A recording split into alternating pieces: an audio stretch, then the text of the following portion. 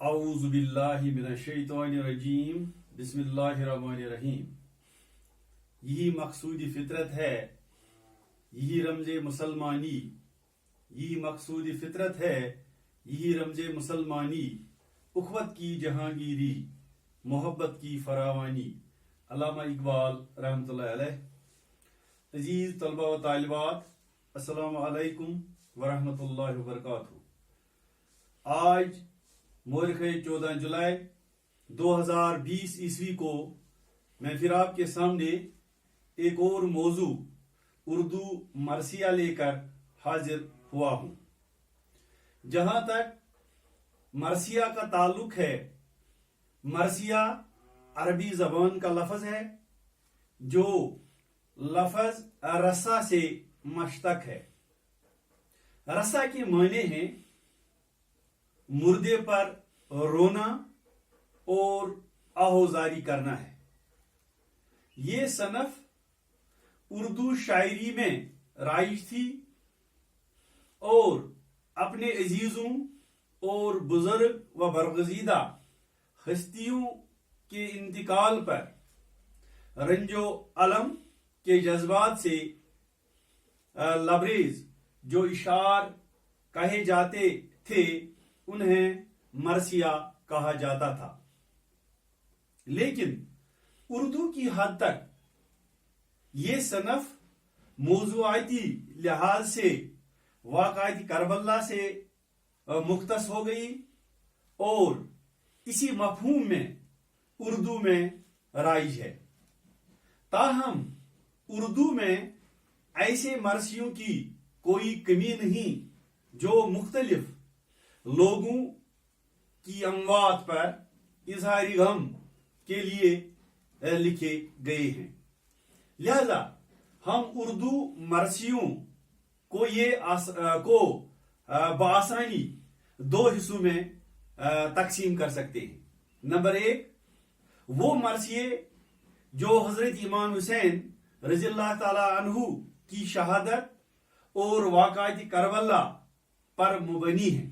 Number 2، وہ مرثیے جو مختلف مشاہیر ملک و قوم کی موت پر لکھے گئے ہیں اور ان دونوں اقسام کے مرثیوں کے لیے اگرچہ مرثیے کی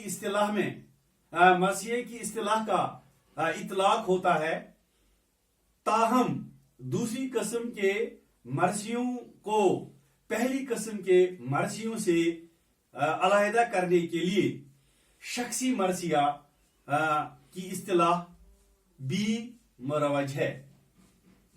ابتدا میں مرثیے مختصر ہوا کرتے تھے اور ان کے لیے کوئی خاص شکل مقرر نہیں تھی.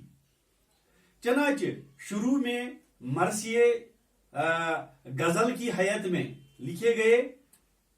سودا، مرزا محمد رفیع سودا پہلے شاعر ہیں جنہوں نے مرثیے کے لیے مسدس کی حیت استعمال کی.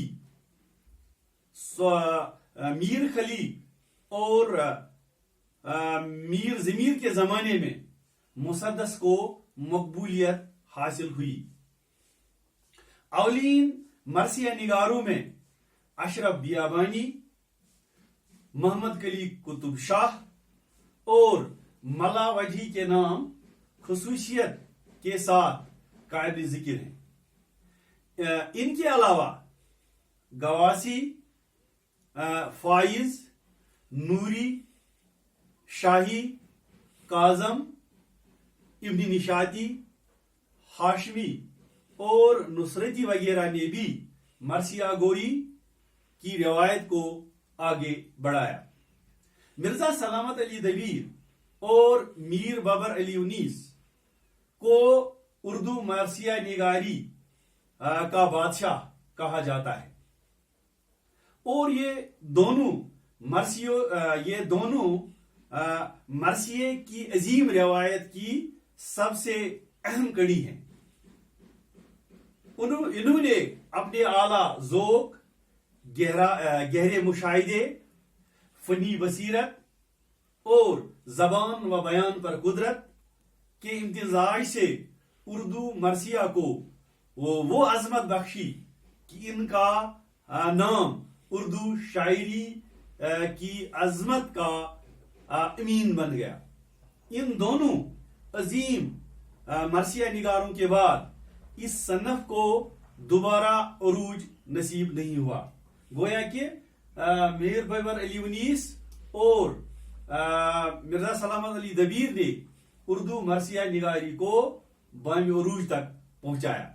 تو جہاں تک مرثیہ کے اجزاء ترکیبی کا تعلق ہے، مرثیہ کے اجزاء ترکیبی 8 ہیں. نمبر 1 چہرہ، نمبر 2 سراپا، نمبر 3 رخصت، نمبر 4 احمد، نمبر 5 رجز، نمبر 6 جنگ، نمبر 7 شہادت اور نمبر 8 بیان. تو عزیز طلبہ و طالبات، آج میں نے یہ جانکاری آپ کو اردو مرثیہ نگاری کے متعلق دے دی. مجھے امید ہے کہ آپ نے اس کو اچھی طرح سے سمجھ لیا ہوگا اور گھر پر کتابوں کو کھول کر آپ اور بکس کو کنسلٹ کر کے اس کو اور زیادہ سمجھنے کی کوشش کریں گے. وآخر دعوانا الحمدللہ رب العالمین.